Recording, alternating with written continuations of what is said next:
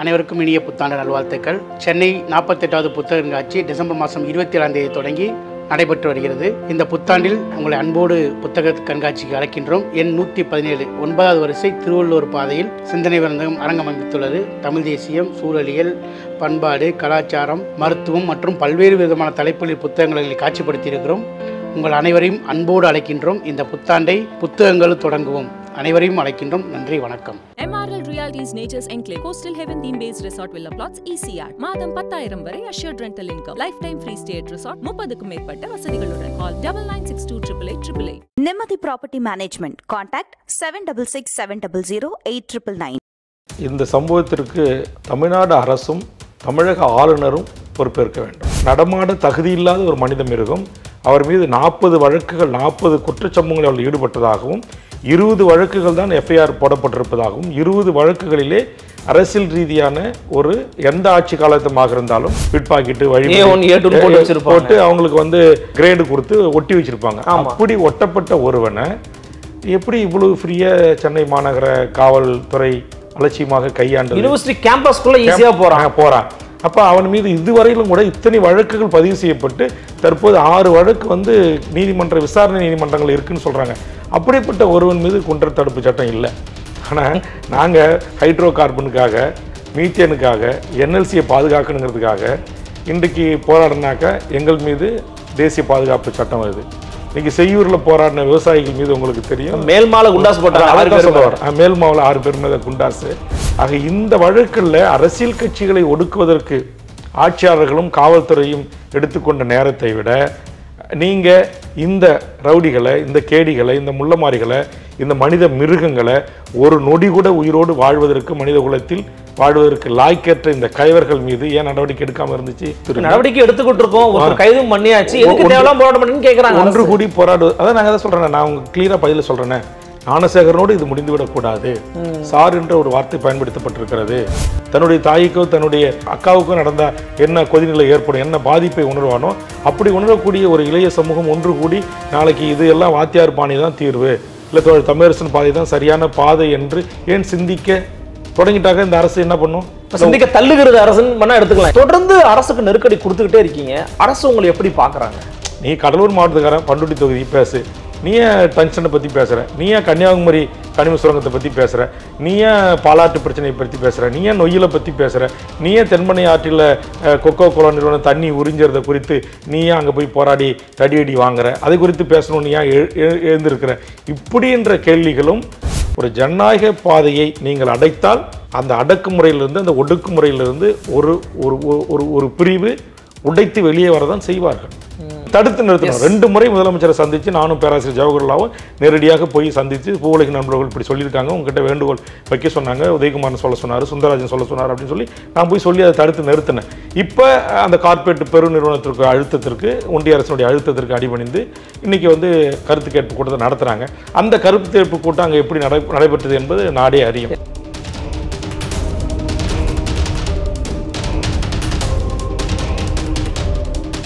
Fourth estate Tamil நேயர்களுக்கு அருள்மொழிவர்மனின் அன்பார்ந்த வணக்கங்கள். இது உங்கள் ஃபோர்த் எஸ்டேட் தமிழ் வழங்கும் பெரிதும் பெரிதுக நிகழ்ச்சி. இன்றைக்கு புத்தாண்டு தினத்தையொட்டி நம்மோடு இருந்திருக்கிறார் சிறப்பு விருந்தினராக தமிழக சட்டமன்ற உறுப்பினர் பண்ருட்டி தி. வேல்முருகன் அவர்கள், தமிழக வாழ்வுரிமை கட்சியின் தலைவர். வணக்கம். வணக்கம். அண்ணா பல்கலைக்கழக சம்பவம் தொடர்பாக முதல்ல அறிக்கையை கொடுத்து அதை கண்டித்து பேசிய ஒரு கட்சி தமிழக வாழ்வுரிமை கட்சி திரு வேல்முருகன் அவர்கள் தான். அதில் மாற்றுக்கிறது இல்லை. தொடர்ந்து இந்த சம்பவம் குறித்து எதிர்க்கட்சிகள் எல்லாரும் பேசுகிறாங்க. கூட்டணியில் உங்களை தவிர மற்ற யாரும் ரொம்ப பெருசாக குரல் கொடுத்த மாதிரி தெரியல. இருந்தாலும் இந்த சம்பவத்துக்கு நாங்கள் யார் காரணமோ அந்த நபரை கைது பண்ணியிருக்கிறோம், கையை காலை உடைச்சிருக்கிறாங்க, தட் மீன்ஸ் அல்லது பாத்ரூம் வலிக்கு விழுந்திருக்கிறாங்க, 2மே காரணங்களை சொல்கிறாங்க. ஆனாலும் எதிர்க்கட்சிகள் தேவையற்ற சலசலப்பை உருவாக்குறாங்க அப்படின்னு ஒரு வாதம் வைக்கிறாங்க. இந்த சம்பவத்துக்கு தமிழக காவல்துறையோ தமிழக அரசோ இன்னும் மெத்தன போக்காக இருந்திருக்கிறாங்களா, இல்லை சரியாக கையாண்டிருக்காங்களா? உங்கள் பார்வை என்ன? இல்லை, என்னை பொறுத்த வரையில் இதை இந்த சம்பவத்திற்கு தமிழ்நாடு அரசும் தமிழக ஆளுநரும் பொறுப்பேற்க வேண்டும். ஒன்று, இந்த அண்ணா பல்கலைக்கழகம் என்பது தமிழ்நாட்டின் ஆளுநராக இருக்கின்ற RSS RN ரவியினுடைய கட்டுப்பாட்டில் இருக்கக்கூடிய ஒரு பல்கலைக்கழகம்.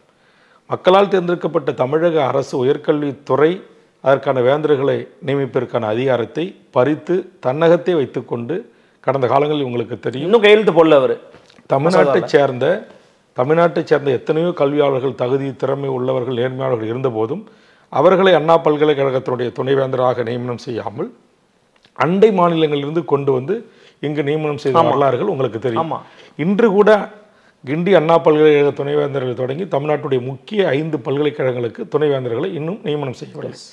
ஆக வேந்தராக இருக்கின்ற ஆளுநர் அவர்கள் அவருடைய கேம்பஸ், அவருடைய ஆளுகைக்கு உட்பட்ட வளாகத்திற்குள் இந்த சம்பவம் நடந்திருப்பதற்கு அவர் உடனடியாக பொறுப்பேற்க வேண்டும். ஒன்று. அதே மாதிரி உயர்கல்வியை கையில் வைத்திருக்கிற தமிழ்நாடு அரசு, சட்ட ஒழுங்கை கையில் வைத்திருக்கிற தமிழ்நாடு அரசும் இதற்கு பொறுப்பேற்க வேண்டும். ஆக இதற்கான நியாயமான மக்களுடைய போராட்டங்களுக்கு அரசியல் கட்சிகள், அமைப்புகள், மகளிர் அமைப்புகள், மாணவர் அமைப்புகள், உங்களை போன்ற பத்திரிகை ஊடக நண்பர்களுடைய நியாயமான அந்த நீதியான தர்மத்திற்கான இந்த போராட்டத்திற்கான நீதி கோரலுக்கு பதில் சொல்ல கடமைப்பட்டவர்கள். அதில் பல பத்திரிகை ஊடக நண்பர்கள் சொன்ன கருத்து என்பது, சென்னை மாநகர ஆணையர் அவர்கள் இவ்வளோ ஒரு துயர சம்பவம் நடந்தபோது பத்திரிகையாளர்களை சந்தித்து அவர் பேசிய கருத்தில் உடன்படவில்லை. அவருடைய அந்த அணுகுமுறை, அணுகுமுறை அது ரொம்ப கேஷுவலாக இந்த பத்திரிகையாளர் சந்திப்பை நடத்தினார். இது எப்படி ஒரு துயரம் நடந்திருக்கு, அது வளாகத்திற்குள்ளே ஒரு பெண் கற்பழிக்கப்பட்டிருக்கிறார், அது ஒரு நடமாட தகுதி இல்லாத ஒரு மனித மிருகம், அவர் மீது 40 வழக்குகள் 40 குற்றச்சம்பவங்களில் அவர்கள் ஈடுபட்டதாகவும் 20 வழக்குகள் தான் எஃப்ஐஆர் போடப்பட்டிருப்பதாகவும் 20 வழக்குகளிலே அரசியல் ரீதியான எந்த ஆட்சி காலத்தமாக இருந்தாலும் அவர் ஒரு பிரியாணி கடை நடத்துறதால அங்கே எந்த தமிழ்நாட்டை ஆண்ட கட்சிகளுடைய அந்த வட்டம், பகுதி, மாவட்டம் போன்ற கட்சிகளோடு நல்ல நெருங்கிய தொடர்பில் இருந்ததாகவும் அதன் அடிப்படையில் அந்த இன்ஃப்ளூயன்ஸின் காரணமாக பல 20க்கும் மேற்பட்ட சம்பவங்களில் அவர் மீது வழக்கு பதிவு செய்யப்படாமல் பஞ்சாயத்து பேசி அனுப்பப்பட்டதாகலாம் இப்போது கல ஆய்வில் சில பத்திரிகை ஊடக செய்திகள் சொல்கிறாங்க. இப்போது அவர் என்ன செஞ்சு ஒரு இன்ஸ்டாகிராம் குழு வச்சுருக்கிறாரு, ஒரு வாட்ஸ்அப் குழு வச்சுருக்கிறாரு. ஏற்கனவே இது போன்ற அண்ணா பல்கலைக்கழகத்தில் ஏனைய இடங்கள்லேருந்து காதலர்கள் தனியாக ஒதுங்கும் போது அல்லது தனியாக பேசிகிட்டு இருக்கும்போது அவங்கள பிடித்து மிரட்டி காதலனை துரைத்து விட்டு அந்த பெண்ணை இது போன்ற பாலியல் வல்லுறவுக்கு உள்ளாக்கப்பட்டிருப்பதாகவும் செய்தி வந்து கொண்டிருக்குது. அப்படி ஒரு வழக்கும் இருப்பதாக செய்தி இருக்கிறது. அப்புறம் ஆயுத முனையில், துப்பாக்கி முனையில் கடந்த 2019 அதிமுக ஆட்சியின் போது அவர் தொழிலதிபரை மிரட்டிய வழக்கில் அவர் கைது செய்யப்பட்டிருக்கிறார். துப்பாக்கியோடு அவர் முன் படம் பீச்சர்வா துப்பாக்கிகள்லாம் வைக்கப்பட்டு காட்சி தற்போது வெளிவந்திருக்கிறது. ஆக இவ்வளவு பெரிய ஒரு சமூக விரோதியை அதை என்ன சொல்லுவாங்க, காவல் நிலையங்களில் குற்றவாளி பட்டியல் செய்யப்பட்டு பட்டியலில் இருக்கின்ற, உங்களுக்கு தெரியும் இந்த கேடி ரவுடி மாதிரி முடிச்ச வச்சு பிட் பாக்கெட்டு வழி போட்டு அவங்களுக்கு கிரேடு கொடுத்து ஒட்டி வச்சிருப்பாங்க. அப்படி ஒட்டப்பட்ட ஒருவனை எப்படி இவ்வளவு ஃப்ரீயா சென்னை மாநகர காவல்துறை அலட்சியமாக கையாண்டு யூனிவர்சிட்டி கேம்பஸ்குள்ள ஈஸியா போறான். அப்போ அவன் மீது இதுவரையிலும் கூட இத்தனை வழக்குகள் பதிவு செய்யப்பட்டு தற்போது 6 வழக்கு நீதிமன்ற விசாரணை நீதிமன்றங்கள் இருக்குன்னு சொல்கிறாங்க. அப்படிப்பட்ட ஒருவன் மீது குற்றத் தடுப்பு சட்டம் இல்லை. ஆனால் நாங்கள் ஹைட்ரோ கார்பனுக்காக, மீத்தேனுக்காக, என்எல்சியை பாதுகாக்கணுங்கிறதுக்காக இன்றைக்கு போராடினாக்கா எங்கள் மீது தேசிய பாதுகாப்பு சட்டம் வருது. இன்றைக்கி செய்யூரில் போராடின விவசாயிகள் மீது உங்களுக்கு தெரியும், மேல்மால குண்டாஸ் போட்டாங்க. மேல்மாவில் 6 பேர் மீது குண்டாஸு. ஆக என்எல்சியில் என் மீதெல்லாம் போராட்டத்துக்காக குண்டாசு, கட்சிக்காரர்கள் மீது தேச விரோத வழக்கு. டாஸ்மாக் கடைகளை எதிர்த்து நான் போராட்டத்துக்காக என் கட்சிக்காரங்களுக்கு 10க்கும் மேற்பட்டவர்கள் மேலே குண்டாஸ்லாம் வழக்கான திண்டுக்கல் மாவட்டத்திலையும் கடலூர் மாவட்டத்திலையும் என் கட்சி தோழர்கள் சந்தித்தாங்க. அரசியல் ரீதியான மக்களுக்கான போராட்டங்களை நாங்கள் நடத்துகின்ற போது உடனே எங்கள் தோழர்களை பிடிச்சி நீங்கள் 110 போடுறது, 107 போடுறது, ஆர்டிஓ கோர்ட்டுக்கு மாத கணக்கில் ஆண்டு கணக்கில் அலைய விடுறது. ஒன்று கேஸ் ஹிஸ்ட்ரி இருக்குது, வாங்கணும். என்ன கேஸ் ஹிஸ்ட்ரி? மக்களுக்கான சாலை மறியல், மக்களுக்கான போராட்டம், மக்களுக்கான உண்ணாவிரதங்கள், ஆர்ப்பாட்டங்கள், தடையை மீறி இதான் நாங்கள் செஞ்சுருப்போம்.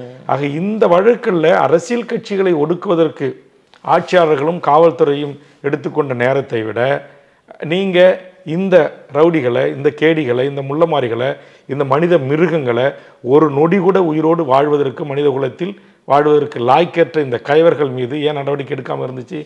ஏன் சென்னை மாநகர ஆணையரகம் ஒரு முறை கூட அவன் மீது குண்டாஸ் போடலை? அந்த அந்த அந்த காவல் நிலையத்தில் இந்த குற்றங்கள்லாம் நடந்தபோது யாரெல்லாம் அங்கே அதிகாரியாக இருந்தாங்க? யார் கட்ட பஞ்சாயத்து பேசி அவன் மீது எஃப்ஐஆர் போடாமல் வெளியில் அனுப்புனாங்க? அப்படி அனுப்புங்கன்னு சொல்லி அவர்களுக்காக பேசிய ஆண்டா அந்த தவறுகள் யார்?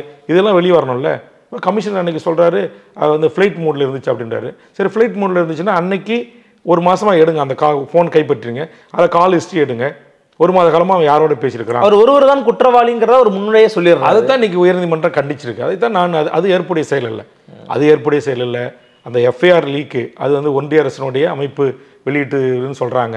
அவங்க என்ன சொல்கிறாங்கன்னா அது டெக்னிக்கலுக்கு தவறு தான். இப்படி ஒரு தவறு நடந்து போச்சு, தமிழ்நாடு மக்கள் கொதிச்சு வீதிக்கு வந்து நீதி கேட்கின்ற போது டெக்னிக்கல் தவறு என்று சொல்லிவிட்டு இலகுவாக கடந்து போவதற்கு அது இப்படி ஒவ்வொரு வழக்கிலையும் அப்படி சொல்லுவீங்களா? ஏதாச்சும் ஒரு காரணம் சொல்லுவீங்களா? ராம்குமார் என்ற தம்பி சிறையில் இறந்துட்டான்னா அவன் வந்து இறந்துட்டான்னு சொல்கிறது, ரயில் தண்டவாளத்தில் தவறி விழுந்துட்டு இறந்துட்டாங்கன்னு சொல்கிறது, இதெல்லாம் இன்றைக்கி பாருங்கள் ஒரு பெண்ணை இதேமாரி தள்ளி விட்ட கூட்டத்துக்காக இன்றைக்கி நீதிமன்றம் மரண தண்டனை கொடுத்துருக்கு. அதனால் இது போன்ற பாலியல் ரீதியான 3 வயசு குழந்தை 6 வயசு குழந்தை இதுவரை கல்லூரி மாணவிகள் பள்ளி மாணவிகளை இது போன்ற படுபாதக செயலுக்கு உட்படுத்துகின்றவர்களை தகுந்த சாட்சியங்கள் சிசிடி ஃபோனு வீடியோ புட்டேஜ் இப்போ இவங்ககிட்ட கிட்டத்தட்ட 20 வீடியோ இருக்குன்றாங்க கைப்பற்றப்பட்ட. அந்த 20 வீடியோவில் இருக்கிற மாணவிகள் யார்? அப்போ அவங்க வந்து தங்கள் மானத்தை காப்பாற்றிக்கொள்ள அல்லது எதிர்கால வாழ்க்கையை கருதி அவங்க வந்து புகார் அளிக்காமல் இருந்திருக்கலாம். ஆக இப்படி ஒரு குற்றம் செஞ்ச ஒருவன் எப்படி வந்து காவல்துறையினுடைய இந்த கண்ணில் படாமல் ஈஸியாக நடந்த சென்னை போன்ற அதுவும் புகழ்வாய்ந்த ஒரு பல்கலைக்கழக வளாகத்துக்குள்ளே எப்போ வேணுமாலும் வரலாம் போகலாம் அப்படின்னு அப்போ கேட்டால் சொல்கிறாங்க அங்கே இருக்கிற சிசிடிவி ஒர்க் ஆகலன்றாங்க. அப்புறம் நிர்பயா வழக்குக்கு பிறகு இது போன்ற எல்லா கல்லூரிகள் நான் கூட இப்போ பல்வேறு மாவட்டங்களுக்கு ஆய்வு செய்கின்ற போது பல கல்லூரிகளில் 300 ஏக்கர் 200 ஏக்கர் 500 ஏக்கர் பரப்பளவு இருக்குது. ஆனால் எல்லாம் முதற்மண்டி காடுகளாக தான் இருக்குது. அப்போ இப்போ அண்ணா பல்கலைக்கழகத்தில் நடந்த பிறகு தான் அங்கெல்லாம் அதையெல்லாம் சுத்தம் பண்ணி அதெல்லாம் ஒரு பாதுகாப்பு அரணாக சிசிடி பொருந்துவாங்களா? அப்போ அரசு இயந்திரம் வந்து முழுமையாக இதன் பாதுகாப்பு நடவடிக்கையில் எடுக்கணும். அதில் வந்து பாதுகாப்பு நடவடிக்கையில் எடுக்க தவறி இருக்குது. 70 சிசிடியில் 50 சிசிடி தான் இயங்கிச்சுன்றாங்க, 35 தான் இயங்கிட்டுறாங்க, முழுசாக அது இயங்கலை. அங்கே அதேமாதிரி முன்னாள் இராணுவ வீரர்கள் பணிக்கு போதுமான அளவுக்கு அமர்த்தப்படலை அப்படின்னு சொல்கிறாங்க. பாதுகாப்பு சுவர் இடிஞ்சு கிடக்குது, அதில் யார் வேணாலும் உள்ள எப்போ வேணாலும் வந்துட்டு போகலான்ற ஒரு சூழல் இருக்குது அப்படின்னு சொல்கிறாங்க. ஆக இதையெல்லாம் அந்த அங்கே படிக்கின்ற ஆயிரக்கணக்கான மாணவ மாணவிகளுடைய உயிரையும் அவர்களுடைய உடைமைகளையும் பாதுகாக்க வேண்டிய பொறுப்பும் கடமையும் தமிழக அரசுக்கு இருக்கிறது. அதே போன்று தமிழக ஆளுநர் அவர்களுக்கு இருக்குது. ஆனால் அப்படிப்பட்ட ஆளுநர் அவர்கள் வெறும் தமிழ்நாடு அரசு இதில் வந்து நடவடிக்கை எடுக்கலை, இல்லை காவல்துறை எடுத்த நடவடிக்கையில் சரியில்லை என்று குற்றம் கண்டுபிடிப்பதை தவிர்த்து விட்டு அந்த ஆளுநரை நியமித்த பாரதிய ஜனதா போன்ற கட்சிகள் இதில் தங்களுக்கும் பொறுப்பு இருக்கிறது, தங்களால் நியமிக்கப்பட்ட ஆளுநருக்கும் இதில் பொறுப்பு இருக்கிறது என்பதை உணர்ந்து அரசியல் செய்ய வேண்டும் என்பதுதான் என்னுடைய வேண்டுகோள். அதனால் அரசியல் கட்சிகள் போராடுவது குற்றம் என்று நான் சொல்ல மாட்டேன். அரசியல் கட்சிகள் அமைப்புகள் இயக்கங்கள் பெண் அமைப்புகள் மாணவர் அமைப்புகள் போராடி ஒரு அழுத்தத்தை தந்தால்தான் உரிய விசாரணை அமைப்புகள் அது கவர்னர் தலைமையிலான அமைப்புகளோ அல்லது காவல்துறை தலைமையிலான அமைப்புகளோ அல்லது தமிழ்நாடு அரசு அமைப்புகளோ அல்லது தற்போது உயர்நீதிமன்றம் தலையிட்டு 3 கொண்ட ஒரு 3 பெண் அதிகாரிகளை கொண்ட சிறப்பு விசாரணை குழுவோ அது உரிய அந்த ஒரு பயபக்தியோடு என்ன சொல்லுவாங்க ஒரு பயத்தோடு உண்மையை கண்டறிய வேண்டும். இதில் எல்லா உயர்நீதிமன்றங்கள் கவர்னர் மாளிகை தமிழ்நாடு அரசு முதலமைச்சர் அலுவலகம் உள்துறை மனித உரிமை ஆணையம் பெண்கள் ஆணையம் போன்ற எல்லார் கண்களும் நம்மை நோக்கி பார்த்து கொண்டே இருக்கிறார்கள். அதனால் இங்கே என்ன நடந்தது ஃபேக்ட் என்ன உண்மை என்ன என்பதை நாம் உலகத்துக்கு கொண்டு வர வேண்டும் என்பதற்கான ஒரு அழுத்தத்தை தருவதற்கு இனிவரும் காலங்களில் இது போன்ற சமூகங்கள் நடக்காமல் இருக்க உரிய நடவடிக்கைகளை நம்மை ஆளுகின்ற மக்களால் தேர்ந்தெடுக்கப்பட்ட அரசுகளும் அந்தந்த துறைகளும் செய்வதற்கான ஒரு அழுத்தம் தான் எங்களை போன்ற அரசியல் கட்சிகள் அமைப்புகளுடைய அந்த போராட்டம். அது நியாயமான போராட்டம். இப்போ நீங்கள் வந்து போராட்டங்களின் வாயிலாகவே வந்து தொடர்ந்து மக்களோட அறியப்படுறவர் மக்களோட நெருக்கமாக இருக்கிற ஒரு நபர். அதனால் கேட்குறேன், அதிமுக வந்து ஒரு போராட்டம் பண்ணுறாங்க, அதே போல் பாஜக கட்சி திரு அண்ணாமலை அவர்கள் தன்னைத்தானே சாட்டில் அடிச்சுக்கிறார். அது ஒரு போராட்ட அணுகுமுறையாக பார்க்க முடியலாட்டியுமே கூட அவர் ஒரு அட்டென்ஷன் சீக்கிங்காக ஒன்று பண்ணுறாரு. இன்னொரு பக்கம் விஜய் அவர்கள் போய் நேரடியாக ஆர்.என். ரவியை மீட் பண்ணுறாரு. அவங்க கட்சியினுடைய பொதுச் செயலர் ஆனந்த் அவர்களை போய் எது துண்டு வசனம் கொடுக்க போகிறாரு. உடனே கொஞ்சம் நேரம் வந்து மனத்தில் அடைச்சி வைக்கிறாங்க. நேற்று சீமான் வந்து ஒரு ஆர்ப்பாட்டத்தை வலுப்படுத்த அறிவிச்சார், அதை பண்ண விடலை. அப்புறம் மாநில தான் விடுவிக்கிறாங்க. இப்போ இந்த விஷயங்களை அரசு வந்து ஏதோ ஒரு வகையில் வேண்டாம் பண்ணாதீங்கன்னு ஒடுக்க பார்க்குதா? இல்லை, இது வந்து என்னை பொறுத்தவரையில் ஒரு மிகப்பெரிய அநீதி நடந்திருக்கிறது, மிகப்பெரிய ஒரு அட்டுழி நடந்திருக்கிறது. ஆக இதற்கு காரணமானவர்களை சட்டத்தின் முன் நிறுத்தி தண்டிக்கப்பட வேண்டும். ஒரே ஒரு ஞானசேகரனோடு இதை அரசோ காவல்துறை விசாரணை அமைப்புகளோ முடித்துவிடக்கூடாது என்பதுதான் இங்கு தமிழ்நாட்டில் இருக்கிற அனைவருடைய விருப்பம். ஆக அதை வலியுறுத்தி தான் இந்த போராட்டங்கள் நடைபெறுகிறது. ஆக இந்த போராட்டங்களையே நடத்த விடாமல் தடுப்பதும் அதற்காக அவர்களை கைது செய்து நீங்கள் மண்டபங்களில் அடைத்து வைப்பதும் ஏற்புடைய செல்ல. ஒரு ஜனநாயக நாட்டில் ஜனநாயக ரீதியாக இங்கு பேச்சுரிமை எழுத்துரிமை நடவடிக்கை எடுத்துக்கிட்டு இருக்கோம். ஒருத்தர் கைதும் பண்ணியாச்சு, எதுக்கு தேவலாம் போராட்டம் பண்ணி கேட்குறாங்க. ஒன்று கூடி போராடுவது அதான் நாங்கள் தான் சொல்கிறேன். நான் உங்களுக்கு கிளியராக பதில் சொல்கிறேனே, ஞானசேகரனோடு இது முடிந்துவிடக்கூடாது. சார் என்ற ஒரு வார்த்தை பயன்படுத்தப்பட்டிருக்கிறது. நான் சொன்ன 40 சம்பவங்களில் ஈடுபட்ட ஒருவன் மீது 20 வழக்குகள் தான் இருக்குது. 20 வழக்குகளில் அரசியல் ரீதியாக இன்ஃப்ளூயன்ஸின் காரணமாக கடந்த அதிமுக ஆட்சி காலத்திலும் சரி திமுக ஆட்சி காலத்திலும் சரி அவன் காவல் நிலையத்திலிருந்து விடுவிக்கப்பட்டிருக்கிறான் என்ற செய்தியெல்லாம் இப்போது நேரடியான கள ஆய்வில் வருகிறது. வாட்ஸ்அப் குழுக்களிலே புதிய பெண்கள் இது போன்று தனிமையில் கிடைத்தால் உடனே ஒரு அவருக்கான ஒரு மொழிகளிலே பரிமாறப்பட்டு அது இன்று அந்த படங்கள் அவர்களுக்கு பகிர்ந்தளிக்கப்பட்டிருக்கிறது என்ற செய்தியெல்லாம் தற்போது வெளிவந்து கொண்டிருக்கிறது. ரொம்ப இன்று கூட தமிழ்நாட்டினுடைய ஒரு முக்கியமான வாரதர்களில் ஒன்றாக இருக்கின்ற ஜூனியர் விடயங்கள் கூட இப்படி ஒரு செய்திகள்லாம் வெளிவந்திருக்கிறது. ஆக இதையெல்லாம் கருத்தில் கொண்டு உண்மையில் யார் இதற்கு பின்னால் இருக்கிறார்கள், அந்த சமூக விரோத கும்பல், அந்த கஞ்சா கும்பல், அந்த ஹபீன் கும்பல், அந்த இந்த தொடர்ச்சியான இது போன்ற இப்போ கூட ஒரு 2-3 நாட்கள் முன்பு ஒரு செய்தி நடந்ததாக எனக்கு செய்தி வந்திருக்கிறது. சென்னை மெரினாவில் இது போன்று போன ஒருவரை ஒரு கும்பல் போதையின் உச்சத்துக்கு ஏறி அவரை விரட்டிவிட்டு அந்த பெண்ணை பாலியல் இச்சைக்கு துன்புறுத்தியிருக்கிறதாக ஒரு செய்தி வந்திருக்கிறது. ஆக இது தமிழ்நாடு முழுவதும் அங்கொன்றும் இங்கொன்றுமாக இருந்தது. இப்போது நிறைய செய்திகள் அடுக்கடுக்காக வந்து கொண்டே இருக்கிறது. ஆக இதற்கு அரசு ஒரு கடுமையான நடவடிக்கை எடுக்க வேண்டும் என்பதற்கான ஒரு புற அழுத்தத்தை ஆளுகின்ற அரசை நோக்கி தருவதற்காக மக்கள் இயக்கங்கள், அரசியல் கட்சிகள், அது எங்களுடைய கடமை. மக்களுக்கான போராட்டங்கள் என்பது ஜனநாயகத்தில் அனுமதிக்கப்பட்ட ஒன்று. ஆக அந்த ஜனநாயக அனுமதிக்கப்பட்ட ஒரு போராட்டத்தை நீங்கள் நடத்தக்கூடாது என்று சொல்வதும், நாம் தமிழர் கட்சி கூடுவதற்கே அனுமதி இல்லாமல் அவர்களை கைது செய்து மாலையில் விடுவிப்பதும், அதுபோன்று ஒரு துண்டறிக்கை தன் கட்சித் தலைவர் கொடுத்த ஒரு அறிக்கையை விநியோகம் செய்வதற்காக அந்த கட்சி தோழர்களை, மகளிர்களை அடைத்து மண்டபத்தில் வைத்து அப்புறம் மாலை விடுதலை செய்வதும் என்பது நிச்சயமாக ஏற்புடைய செயல் அல்ல. ஜனநாயகத்தில் இந்த அடக்குமுறைகளை இப்போ தமிழ்நாடு விடுதலைப்படை எப்படி உருவாச்சுன்னா, இது போன்ற அடக்குமுறைகளை ஜனநாயக வெளிகளே கிடையாதுங்க. முதலாளிகளுக்கு எதிராக பேசவே முடியாது, சிமெண்ட் ஆலைகளுக்கு எதிராக, நிலம் கொடுத்த விவசாயிகளுக்கு எதிராக, என்எல்சியினுடைய நிலத்தை அதில் கூட அந்த காட்சி வர்க்கப்பட்டோம். எங்களுக்காக கரியற்ற நிறுவனம் கொடுத்த நிரந்தர வேலையும் தரலன்ற காட்சி பேசப்படும். இதெல்லாம் இந்த அடக்குமுறைகள். நீங்கள் அங்கே உடனே என்எல்சி ஏற்று போகிறோன்னா உடனே குண்டாசு, உடனே தேச விரோத வழக்கு. அப்படிங்கும் போது தான் அங்கே இருக்கிற இளைஞர்கள் ஒன்று கூடி வேறு பாதையை தேர்ந்தெடுக்கிறார்கள். இப்போ அந்த மாதிரி இப்போ இங்கே இருக்கிற அரசியல் கட்சிகள் ஒரு ஜனநாயக ரீதியாக ஒன்று கூடுவதற்கோ அவர்கள் தங்களுடைய உணர்வுகளை வெளிக்காட்டு ஒரு வாய்ப்பு அதுதான் இருக்கிற ஒரே வாய்ப்பு. மேடை போட வாய்ப்பு இல்லை, ஒன்று கூட வாய்ப்பு இல்லை, ஒரு ஆர்ப்பாட்டம் செய்வதற்கு வாய்ப்பு இல்லை. அப்படிங்கும் போது அப்போ அதில் இருக்கிற இன்னும் வீரியமாக இது தன்னுடைய தங்கச்சிக்கு நேர் இருந்தால் என்ன ஆகும், தன்னுடைய தாய்க்கோ தன்னுடைய அக்காவுக்கோ நடந்தால் என்ன கொதிநிலை ஏற்படும், என்ன பாதிப்பை உணர்வானோ அப்படி உணரக்கூடிய ஒரு இளைய சமூகம் ஒன்று கூடி நாளைக்கு இது எல்லாம் வாத்தியார் பாணி தான் தீர்வு, இல்லை தமிழரசன் பாதை தான் சரியான பாதை என்று ஏன் சிந்திக்க தொடங்கிட்டாக இந்த அரசு என்ன பண்ணும்? சிந்திக்க தள்ளுகிறது அரசுன்னு பண்ணால் எடுத்துக்கலாம். ஆமாம், நான் இப்போ அப்படி தான் சொல்ல வரேன். நீங்கள் ஒரு ஜனநாயக பாதையை நீங்கள் அடைத்தால் அந்த அடக்குமுறையிலிருந்து, அந்த ஒடுக்குமுறையிலிருந்து ஒரு ஒரு ஒரு பிரிவு உடைத்து வெளியே வரதான் செய்வார்கள். நீங்கள் அதனால் இந்த ஜனநாயக இந்த தமிழ்நாட்டு இளைய தலைமுறை நீங்கள் போராடுவதற்கான வாய்ப்பை உருவாக்கணும். நீங்கள் அதுக்கு ஜல்லிக்கட்டு ஒரு உதாரணம். நீங்கள் தொடர்ச்சியாக ஜனநாயக போராட்டங்களை நடத்தணும். நீங்கள் அனுமதி தர மறுத்தீங்க, கைது செய்தீங்க, வழக்கு போட்டீங்க. அதனுடைய வெளிப்பாடு தான் ஒரு கட்டத்தில் ஒட்டுமொத்த தமிழ்நாடும் லட்சக்கணக்கான மக்கள் சுதந்திர இந்தியாவின் வரலாற்றிலே ஒன்று கூடாத வண்ணம் இன்றைக்கு ஒரு புதிய வரலாற்று ஜல்லிக்கட்டுக்கான ஒரு போராட்ட களம் உருவாகி மிகச்சிறந்த உதாரணம். ஆமாம், அதே மாதிரி நாளைக்கு அப்படி ஒன்று கூடக்கூடிய உணர்வு படைத்தவர்கள் தான் தமிழர்கள். தமிழர்கள் சொரணையற்றவர்கள் அல்ல, சூடு சொரணை இல்லாதவர்கள் அல்ல, மானம் இல்லாதவர்கள் அல்ல, சுயமரியாதவர்கள் இல்லாதவர்கள் அல்ல. அப்போ அப்படிப்பட்ட தமிழர்கள் தங்களுக்கான ஒரு நீதி கோரலை, ஒரு ஜனநாயக போராட்டங்கள் இன்றைக்கி பாருங்கள். இன்றைக்கி எண்ணூரில் நடந்த சம்பவம் உங்களுக்கு தெரியும்.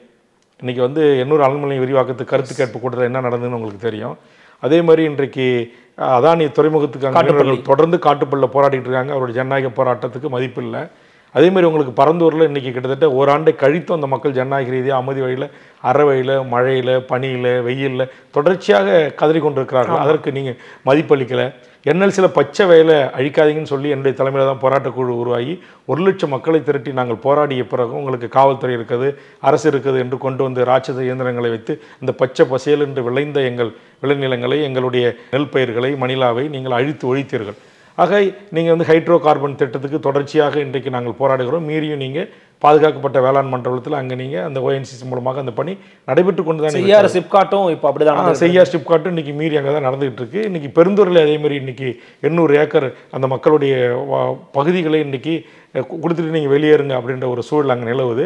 அதே மாதிரி இன்றைக்கி டங்ஸ்டன் மதுரையில் அந்த மக்களுடைய பல்லாயிரக்கணக்கான இடத்தை கைப்பற்றிருக்க ஒன்றிய அரசு இன்றைக்கு ஏலத்தை கொண்டு ஒரு தனியார் நிறுவனம் ஏலம் எடுக்க முன் வந்திருக்கிறாங்க. அதே மாதிரி இன்றைக்கி கன்னியாகுமரியில் ஒரு இதேமாதிரி ஒரு சுரங்க நிறுவனத்துக்கு இன்றைக்கி அரசு கருத்து கேட்பு கூட்டத்துக்கு அறிவிப்பு கொடுத்துருக்கு ஒன்றிய அரசு. ஆக இந்த ஜனநாயக ரீதி இதுதான் நம்ம ஐரோப்பிய நாடுகளை நம்ம பின்பற்றணும். ஐரோப்பிய நாடுகளில் ஒரு சின்ன ஒரு பாதாள சாக்கடை திட்டம் நிறைவேற்றினா கூட அந்த மக்கள்கிட்ட கருத்தாய்வு கூட்டங்கள் நடத்தி அதுக்கான வாக்கெடுப்பு நடக்கும். அந்த மக்கள் பெரும்பான்மை வாக்களித்து அதை அக்செப்ட் பண்ணால் தான் அந்த சட்டம் நடைமுறைக்கு வரும், இந்த திட்டம் நடைமுறைக்கு வரும். ஆனால் இங்கே எங்கேயோ இருக்கிற அதானிக்காகவும், எங்கேயோ இருக்கிற அம்பானிக்காகவும், எங்கேயோ இருக்கிற டங்ஸ்டனுக்காகவும், எங்கேயோ குஜராத்தில் இருக்கிற ஸ்டெர்லைட் முதலாளிகளுக்காகவும் இந்த மக்களை காக்கை குருவிகளுக்கு சுடுவது போல சுட்டு கொண்டு இந்த மக்களை தேச விரோத வழக்குகளில் சிறைப்பிடித்து விட்டு உங்களோடு கை கொடுத்து நீங்கள் எதிர்க்கட்சியாக இருக்கின்ற போது போராடிய பச்சை துண்டு அணிந்து உங்கள் மேடையில் அமர்ந்திருந்தவர் கூட என்று தெரியாமல் அவர்களை நீங்கள் குண்டர் தடுப்பு சட்டத்தில் கைது செய்து அதுதான் சொல்கிறேன், உள்ள பிடிச்சி போடுறீங்க.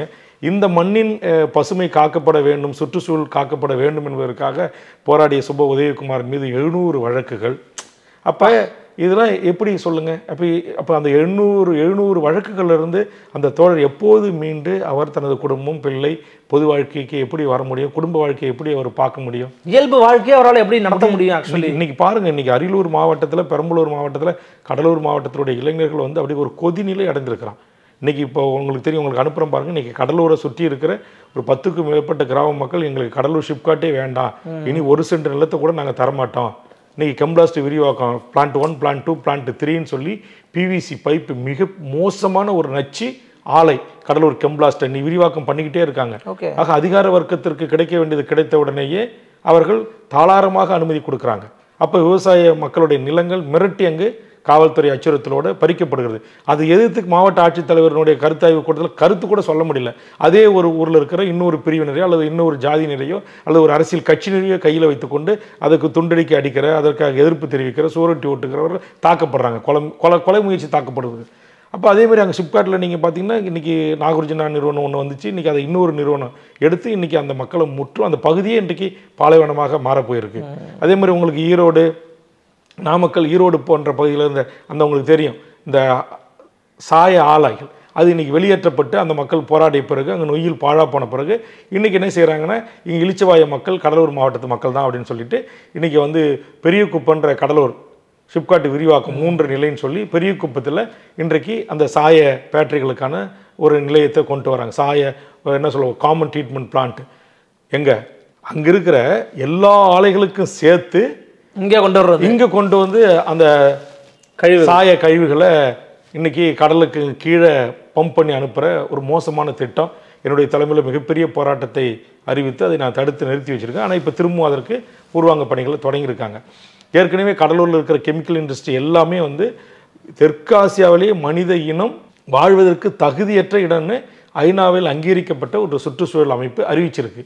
அவ்வளவு கெமிக்கல், அவ்வளவு பொல்யூஷன், காற்று மாசு, நீர் மாசு, கடல் நீர் மாசு, ஆற்று நீர் மாசு, மீன்கள், ஆடுகள், கோழிகள் செத்து மிதக்கிற மிகப்பெரிய அவலம் இருக்குது.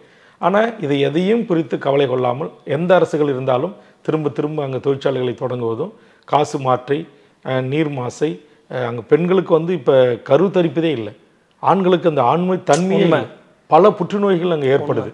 ஆயிலே குறையுது, ஆயில் குறையுது. அதே மாதிரி இப்போ கூட என்எல்சியினுடைய பாதிப்புகளை குறித்து பூவுலகின் நண்பர்கள் என்று தமிழ்நாடு அரசால் அங்கீகரிக்கப்பட்டிருக்கக்கூடிய அந்த அமைப்பு, அது தமிழ்நாடு அரசு சுற்றுச்சூழல் காலநிலை மாற்றத்திற்கான குழுவில் இருக்கக்கூடிய அந்த அமைப்பு இன்னைக்கு என்எல்சி பாதிப்புகளை குறித்து ஒரு குறும்படம் கூட வெளியிட்டிருக்காங்க.